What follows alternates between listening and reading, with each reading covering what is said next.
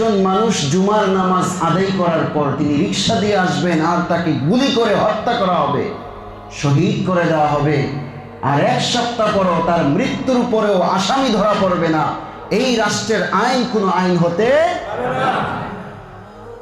সুতরাং যারা আইন প্রণেতা আছে তারা ধোঁকাবাজ, তারা ভঙ্গুর। এই রাষ্ট্রের সব কিছুই ভঙ্গুর অবস্থায় আছে।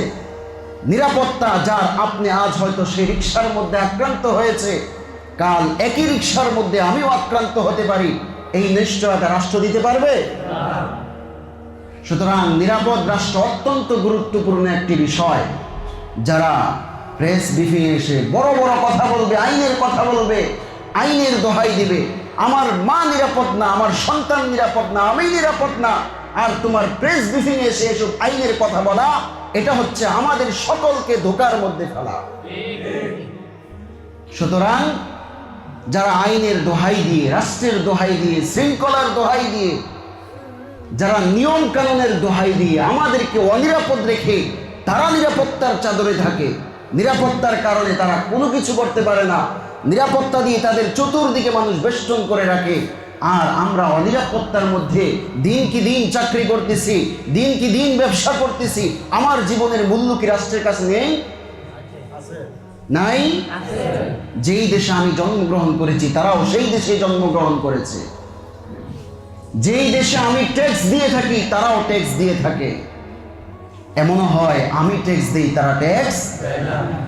তারা ট্যাক্স ফাঁকি দেয়, তারা রাষ্ট্রের সব কিছু লুণ্ঠন করে নিয়ে যায়, কিন্তু আমার আপনার মতো নিরীহ মানুষরা তাদেরকে দেই। তাদেরগুলো আমরা চুরি করি না, আমরা নিজেদের আমানতের জন্য, নিজেদের নিরাপত্তার জন্য, আল্লাহকে ভয় করার স্বার্থে আমরা এইসব দিকে যাই। বিনিময় কি পেলাম? গুলির আঘাতে আমার মাথা ঝাঁঝরা করে ফেলে।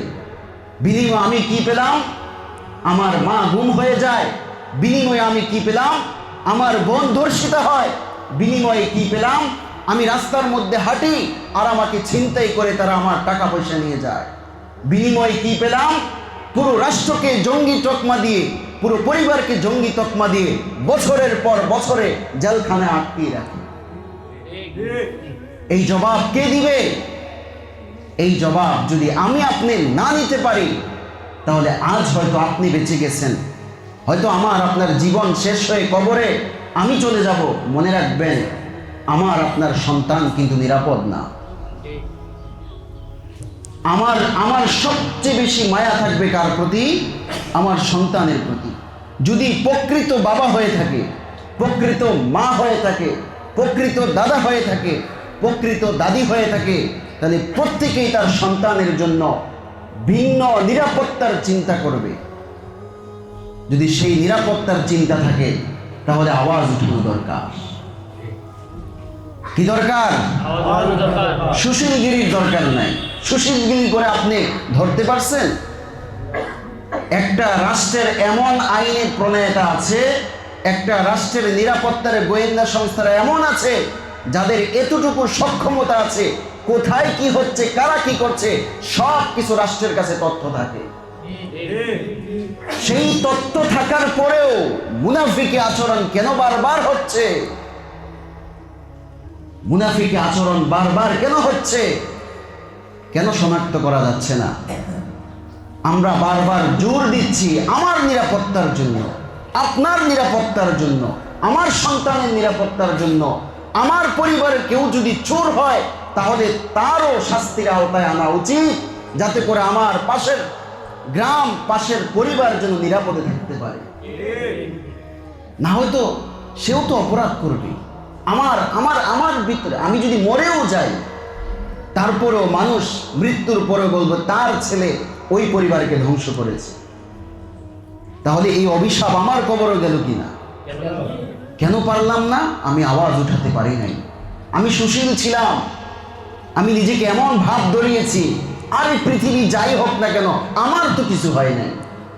এই যে আমার কিছু হয় নাই, ইসলাম এই চিন্তাকে কখনো সমর্থন করে না। ও আনফুসাকুম ওয়া আহলিকুম নারা, আল্লাহ সুস্পষ্টভাবে ইসলামের এই নির্দেশনা দিয়ে দিয়েছেন, কু আনফুসাকুম, ও বান্দারা তোমরা নিজেদেরকে বাঁচাও, তোমাদের পরিবারকে বাঁচাও, তোমাদের সমাজকে বাঁচাও, তোমাদের রাষ্ট্রকে বাঁচাও। যদি তাই না হতো, সূরাতুল আহজাবে আল্লাহ তাআলা অত্যন্ত চমৎকারভাবে তুলে দিয়েছেন যে মদিনাবাসীরা কতটা পরিশ্রম করে, কতটা কষ্ট করে মদিনাকে রক্ষা করেছিল, সেই ইতিহাস আজও কোরআনের মধ্যে আছে। এই জন্য প্রিয় ভাইয়েরা আমার, আমরা আল্লাহর কাছে দোয়া তো করবই, দোয়া তো করবই। সব কিছু দোয়ার মাধ্যমে ফয়সালা আনতে চাই। সব কিছু যদি দোয়ার মাধ্যমে ফয়সালা হয়ে যেত, তাহলে আল্লাহর নবী আর জিহাদ করা লাগতো না, আল্লাহর নবী মক্কা ছাড়া লাগতো না, আল্লাহর নবী পরিশ্রম করা লাগতো না, সাহাবায়ে কেরাম একের পর এক শহীদ হওয়া লাগতো না, যদি দোয়ার মাধ্যমেই সব হয়ে যেত। তো দোয়াও লাগবে, দাওয়াও লাগবে।